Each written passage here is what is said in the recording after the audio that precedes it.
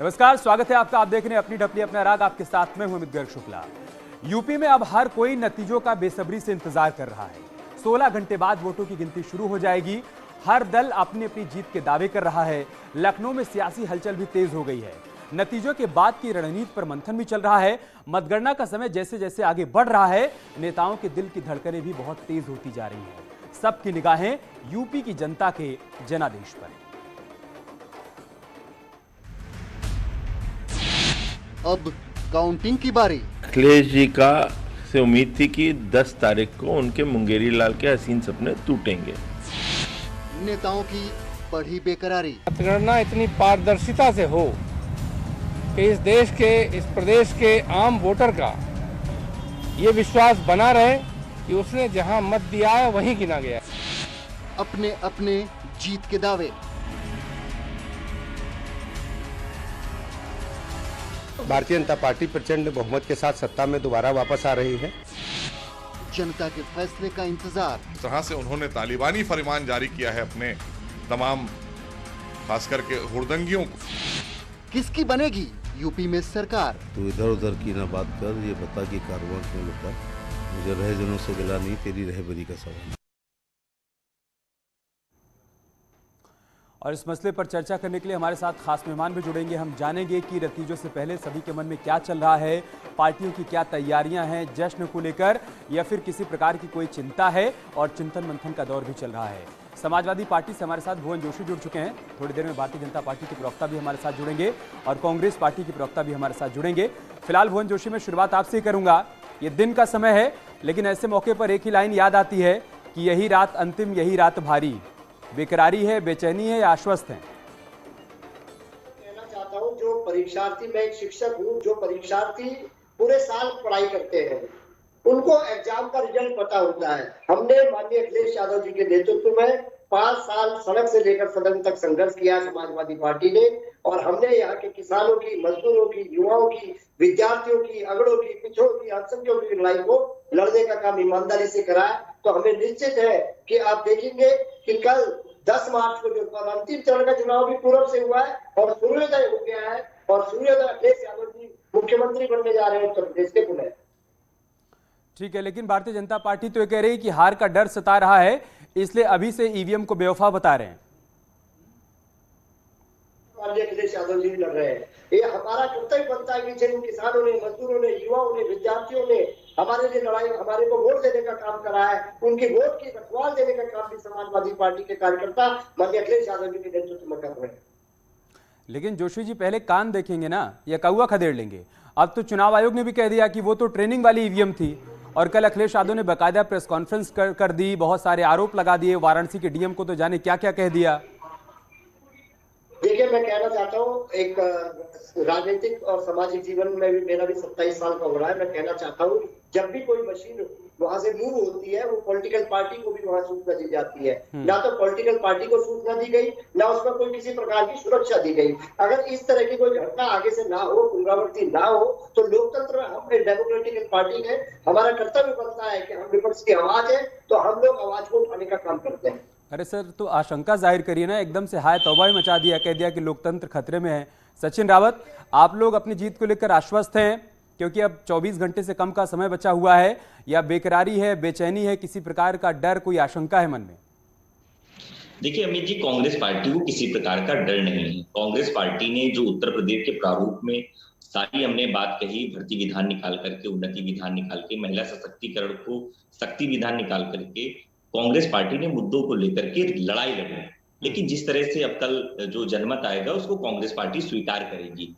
और जिस तरह से ईवीएम की जहां तक बातें हैं, ईवीएम का ये जो पूरा सिनेरियो हो रहा है, इसमें कहीं ना कहीं प्रशासन का ये ढीला रवैया है। अगर वहां से ईवीएम, अगर ट्रेनिंग ईवीएम थी, अगर ले जाया जा रहा था, तो ये वहां के डीएम को, जो वहां की कैंडिडेट थी, उनको बताना चाहिए था कि ऐसा होने वाला है। अगर इस तरह के संदेह होगा तो कहीं ना कहीं चुनाव आयोग को प्रश्न चिन्ह उठता है, क्योंकि जनता अपना वोट देती है ईवीएम के जरिए, अपना प्रतिनिधित्व चुनती है। लेकिन अगर ईवीएम का ऐसा मामला रहेगा तो कहीं ना कहीं जनता को फिर भरोसा उठ जाएगा चुनाव आयोग से। उस पर तो वाराणसी के डीएम ने कह दिया ना कि सबको सबकी जानकारी थी, और दूसरी बात है कि हर पार्टी के प्रतिनिधि साथ में थे। और आप ये बताइए कि 3 लेयर सिक्योरिटी में वो ईवीएम रखी गई है जिस पर मतदान हुआ है, तो फिर एक पूर्व मुख्यमंत्री का प्रेस कॉन्फ्रेंस कर ये कह देना कि लोकतंत्र खतरे में है, भाई आप डर जताइए, आप आशंका जताइए, आप ये कहिए कि सुरक्षा और मुस्तैद की जाए। उन्होंने तो सीधे सीधे वाराणसी के डीएम को जाने क्या क्या कह दिया, ये भी कह दिया कि मुजफ्फरनगर में उनको पोस्टिंग किसकी सिफारिश पर मिली थी मुझे ये भी मालूम है। मतलब एकदम व्यक्तिगत टाइप से हो गए। देखिए अमित जी, जहां तक अखिलेश यादव जी की बात है, उनका आरोप लगाना लाजमी है, वो अपनी पार्टी के नेता है, वो अपनी बात कर सकते हैं। लेकिन कांग्रेस पार्टी तो ये कहना चाहती है कि चुनाव आयोग को निष्पक्षता से कल काउंटिंग करानी चाहिए और जो बैलेट पेपर हैं उनको पहले गिनवाने के लिए सभी से सारे कैंडिडेटों से आग्रह करना चाहिए, क्योंकि बैलेट पेपर ही सबसे इंपॉर्टेंट होता है। जो वोट को 1 से 3,000 जो वोट होता है उसमें हेरफेर कर सकते हैं डीएम के माध्यम से। लेकिन एक बात मैं कहना चाहता हूं, जिस तरह से बिहार में भी आपने देखा था, जहां मार्जिन कम था, 5 से 10,000 का था, वहां पे बैलेट पेपर नहीं गिने गए। वहां बैलेट पेपर कब गिने गए? जब आखिरी मोड पे हो गया। तो कहीं ना कहीं ऐसा लगता है कि कैंडिडेट जो होते हैं उनको लगता है कि डीएम की मिलीभगत से ये सारी चीजें की जा रही हैं। लेकिन जो वीवीपैट वाली बातें, जो पर्चियां मिल रही हैं, इसमें आप ये पर्चियां जो गिनी जाती हैं, सिनेरियो निकाला जाता है, उनको जो है प्रत्याशियों के सामने निकालना चाहिए। लेकिन ये पर्चियां मिल रही हैं, कहीं कूड़े के ढेर में मिल रही हैं, कहीं कहीं मिल रही हैं। ये तो कहीं ना कहीं लापरवाही है प्रशासन के द्वारा, क्योंकि आज की डेट में जो चुनाव आयोग की जो चीजें हैं, जो गाइडलाइन है, उसको यही चुनाव आयोग के लोग फॉलो नहीं कर रहे हैं। लखनऊ में आपने देखा होगा, जो मजिस्ट्रेट की कार में, अरे सर, इसी चुनाव आयोग ने तो जब आप लोग सत्ता में थे तब भी चुनाव करवाया था ना। बस ये कि अभी आप विपक्ष में, तो आपके मन में तमाम सारी आशंकाएं आ रही हैं। मनोज रघुवंशी जी हमारे साथ जुड़ चुके हैं, वरिष्ठ पत्रकार हैं। मनोज जी, एक लंबी यात्रा रही, 10 फरवरी को पहले चरण की वोटिंग हुई थी और 10 मार्च को नतीजे आएंगे। पूरा 1 महीने का ये सफर रहा, इस दौरान लगातार आप हमारे साथ जुड़े रहे। तो पार्टियों के भीतर बेचैनी है, क्योंकि नतीजों से पहले उन सभी के मन में इस बात को लेकर सवाल होगा कि नतीजे क्या आएंगे, पक्ष में आएंगे, विपक्ष में जाएंगे। लेकिन एक वरिष्ठ पत्रकार के तौर पर आपके मन में क्या चल रहा है नतीजों से पहले? देखिए, पार्टियों के मन में, प्रत्याशियों के मन में अपनी तरह की बेचैनी है हार और जीत की, और होती है। मतलब ये अगर मान लीजिए एग्जिट पोल नहीं भी आते ना तो भी होती है, वो तो स्वाभाविक है कि होती है, दिल की धड़कन बढ़ जाती है और वगैरह वगैरह। लेकिन मेरी नज़र में एक और वर्ग है जिसकी की बेचैनी फिलहाल बढ़नी चाहिए। अगर नहीं बढ़ी है तो मुझे ताज्जुब होगा कि जिन्होंने भी एग्जिट पोल दे दिए हैं, अब वही कल पता लग जाएगा ना, एग्जिट अभी तो 24 घंटे भी नहीं रह गए, तो पता ही लग जाएगा ना एग्जिट पोल सही निकला कि नहीं निकला। अगर मैं होता तो मेरी भी दिल की धड़कन बढ़ गई होती कि अगर एग्जिट पोल बिल्कुल उल्टा निकला तो मेरी विश्वसनीयता का क्या होगा। तो दिल की धड़कन तो सभी की बढ़ गई है, प्रत्याशी, एग्जिट पोल करने वाले और वोटर को लग रहा है कि भैया मैंने वोट दिया था, अब कहीं ऐसा तो नहीं कि मैंने वोट तो दिया था उनको और मिल गया उनको, तो मतलब मेरे खिलाफ एक कुछ साजिश हो गई। सभी की दिल की धड़कन बढ़ी हुई है। नहीं, एक परीक्षार्थी जब परीक्षा देकर आता है मनोज जी, तो उसे इतना तो पता ही होता है कि वो पास हो गया फेल। इस बात को लेकर उसके मन में सवाल होते हैं कि नंबर कितने आएंगे, लेकिन इतना तो भरोसा होता है कि मेरा पेपर अच्छा गया था, मैं पास होऊंगा। वो भरोसा होगा अभी पार्टियों के भीतर, या डर होगा कि पता नहीं पास होंगे या फेल होंगे? देखिए, अब जैसे मैं उत्तराखंड का एग्जाम्पल लूँ, मतलब मेरा ही अपना प्रदेश है, मैं अच्छी तरह जानता हूँ। मैं ये भी जानता हूँ कि वहाँ की क्या हवा है, मैं जानता हूँ। लेकिन खैर मैं बोल नहीं रहा कि कल नतीजा आने वाला है, बोलना ठीक नहीं है। उत्तराखंड के जो एग्जिट पोल आए उसमें आधे पोल जो है वो कांग्रेस को जिता रहे हैं, आधे पोल बीजेपी को जिता रहे हैं। अब उनका एक मीन निकाल लिया गया कि भाई मतलब पोल ऑफ पोल्स सब लोगों ने निकाल लिया, मतलब सारे चैनल से सब लोगों ने निकाल लिया।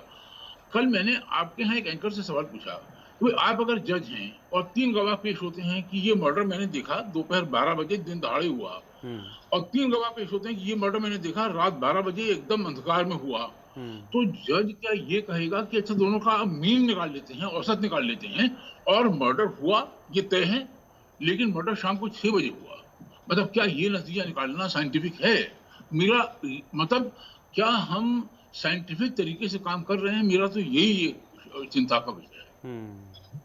क्या भुवन जोशी जी, एग्जिट पोल आने के बाद ये बेचैनी बढ़ गई, उसके बाद मन में तमाम तरीके के सवाल आने लगे कि कुछ गड़बड़ हो सकता है, ईवीएम में गड़बड़ी की जा सकती है, या फिर ये डर, ये आशंका पहले से थी?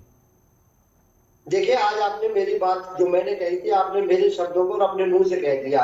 हमने पूरे 5 साल बहुत अच्छे से पढ़ाई करी है और विपक्ष की भूमिका को इतनी मजबूती से लड़ा है अखिलेश यादव जी के नेतृत्व में कि आप देखेंगे कि कल जो भारी समर्थन माननीय अखिलेश यादव जी को मिल रहा है, और आप हमारे साथ ही भारतीय जनता पार्टी के प्रवक्ताओं जी को, आप सबको हम समाजवादी लड्डू खिलाएंगे। सचिन जी, क्या आप बिल्कुल सही कह रहे हैं क्या जोशी जी? 5 साल तक विपक्ष में जो भूमिका उनकी होनी चाहिए थी, जिस तरीके की पढ़ाई परीक्षार्थी के तौर पर विपक्ष में रहते हुए करनी चाहिए थी, वो की गई? या ज्यादा बेहतर तरीके से कौन पढ़ा विपक्ष में रहते हुए, कांग्रेस पार्टी, समाजवादी पार्टी या बीएसपी? साल का मेरा राजनीतिक और सामाजिक सचिन जी 1995 मैं कहना चाहता हूं कि समाजवादी पार्टी के साथी डींगे हाँक रहे हैं कि पिछले साल उन्होंने बड़ा संघर्ष किया। पिछले 5 सालों में जब उम्भा की घटना हो, सोनभद्र का मामला हो, लखीमपुर का मामला हो, उन्नाव का मामला हो, हाथरस का मामला हो, हर जगह लड़ाई किसने लड़ी? कांग्रेस पार्टी ने। 19,000 से ज्यादा कार्यकर्ता जेल गए क्योंकि उन्होंने सड़कों पर संघर्ष किया भारतीय जनता पार्टी के खिलाफ। अखिलेश यादव जी घर में बैठ करके ट्वीट खेल रहे थे। अब ये तो कल देखना होगा कि जनता ने आशीर्वाद किसको दिया है। लेकिन कांग्रेस पार्टी मुख्य विपक्षी रूप में भारतीय जनता पार्टी से लड़ती हुई नजर आई। अब यहाँ बात करके क्या दिशा दिखाना चाहते हैं, वो तो कल परिणाम में जग जाहिर हो जाएगा। लेकिन जिस तरह से आपने भी देखा होगा, सभी लोगों ने देखा होगा कि कांग्रेस पार्टी मुद्दों को लेकर के इस चुनाव में थी, और हम मुद्दों को लेकर के जनता के सामने, अब जनता आशीर्वाद देती है कि नहीं देती है तो कल आपके सामने आ जाएगा, सबके सामने आ जाएगा। लेकिन कांग्रेस पार्टी आगे भी सिर्फ जनता से जुड़े जो मुद्दे होंगे, बिना जातिगत, बिना धार्मिक, वो सिर्फ और सिर्फ कांग्रेस पार्टी जनता के प्रारूप में रखेगी। भुवन जोशी, सचिन रावत ये कह रहे हैं कि जनता से जुड़े मुद्दों को लेकर हम सड़क पर थे, फिर चाहे उम्मा नरसंहार की बात रही हो, हाथरस की बात रही हो, या फिर लखीमपुर खीरी की बात रही हो, प्रियंका गांधी की मौजूदगी हर जगह सबसे पहले नजर आई, जबकि अखिलेश यादव ट्वीट खेल रहे थे। ये कह रहे हैं सचिन जी। देखिए, मैं कहना चाहता हूँ, मैं पॉलिटिकल साइंस का स्टूडेंट हूँ, ठीक है साहब। मैं बताना चाहता हूँ अपने कांग्रेस पार्टी के साथी को, ये विपक्षी पार्टी है, ये जरूर है, लेकिन मेरा मानना है राजनीतिक विद्यार्थी होने के कारण कि कांग्रेस पार्टी यहाँ पर राजनीतिक पर्यटन के रूप में आई है। वो दिल्ली से आई थी और चुनाव के बाद फिर दिल्ली चली जाएगी। केवल अखिलेश यादव जी पूरे ऐसे नेता उत्तर प्रदेश के कि जो 5 साल लखनऊ में डट के मुकाबला करा भारतीय जनता पार्टी का, चाहे सड़क हो चाहे सदन हो। मैं निश्चित तौर पे कहना चाहता हूं आपके चैनल के माध्यम से, कल का जो सूर्योदय होगा, माननीय अखिलेश यादव जी मुख्यमंत्री बनेंगे, समाजवादी पार्टी गठबंधन की सरकार बनेगी। ठीक है, बीजेपी से एसएन सिंह भी हमारे साथ जुड़ चुके हैं, लेकिन सचिन कुछ रिएक्शन देना चाहते हैं। सचिन। देखिए अमित जी, कांग्रेस पार्टी, आपने भी देखा कल जो है राजधानी के लखनऊ में अंतर्राष्ट्रीय महिला दिवस मनाने के लिए हजारों की संख्या में महिलाएं मौजूद थी। उसका नेतृत्व कौन कर रहा था? प्रियंका गांधी जी। कांग्रेस पार्टी राजनीतिक पर्यटन नहीं करती है अखिलेश यादव तरीके। कांग्रेस पार्टी मुद्दों को लेकर के सड़कों पर संघर्ष करती है। चिंता मत करिए, 10 तारीख को परिणाम आने दीजिए, हमारा संघर्ष तो जारी रहेगा। हमारा संघर्ष आने वाले समय में 2024 में मोदी हटाओ का नारा लेकर के हम लोग जाने वाले हैं। और आप लोग तो कहीं नहीं, आप लोग तो उनके पाले में खेलते हैं। क्यों योगी आदित्यनाथ चले जाते हैं सैफई परिवार से मिलने? ये भी तो आपको बताना पड़ेगा। ये तो उत्तर प्रदेश का जनमानस जानता है। नहीं, वो तो जब प्रियंका जी अखिलेश यादव के सामने एक रैली के दौरान उनका आमना सामना हो गया था तो मुस्कुराई तो वो भी थी ना सचिन जी। ये तो कोई बात थोड़ी ना है। वो कह दे कि औपचारिक मुलाकात के लिए गए थे, इसमें बड़ी बात क्या है। भुवन जोशी, आऊंगा मैं आपके पास। एसएन सिंह बहुत देर से हमारे साथ जुड़े हुए हैं। एसएन सिंह, वैसे तो पूरे चुनाव के दौरान मुकाबला एसपी वर्सेस बीजेपी रहा, लेकिन आप थोड़ा देर से जुड़े तो यहाँ पर मुकाबला कांग्रेस वर्सेस एसपी हो गया था। अब आप ये बताइए कि अपनी जीत को लेकर अभी भी उतना ही आश्वस्त है जितना पहले दिन से थे, या मन में कोई बेचैनी, कोई बेकरारी है नतीजों से पहले? सिंह साहब। अच्छा, शायद उनसे हमारा संपर्क नहीं हो पा रहा है, जाएंगे उनके पास। मनोज जी, एक बार फिर से उसी मुद्दे पर लौटते हैं जो बात सचिन जी कह रहे हैं या फिर भुवन जोशी कह रहे हैं। दोनों का यह दावा है कि 5 साल तक विपक्ष के तौर पर हमारी मौजूदगी सड़क से लेकर सदन तक नजर आई। एक वरिष्ठ पत्रकार के तौर पर आप क्या आकलन करते हैं? इस दौरान कोरोना भी था, जिस तरीके की मौजूदगी विपक्ष की नजर आनी चाहिए थी, या भारतीय जनता पार्टी विपक्ष में रहते हुए जिस तरीके की राजनीति करती है, क्या कांग्रेस पार्टी, समाजवादी पार्टी या बीएसपी वो राजनीति कर पाई क्या विपक्ष में रहते हुए?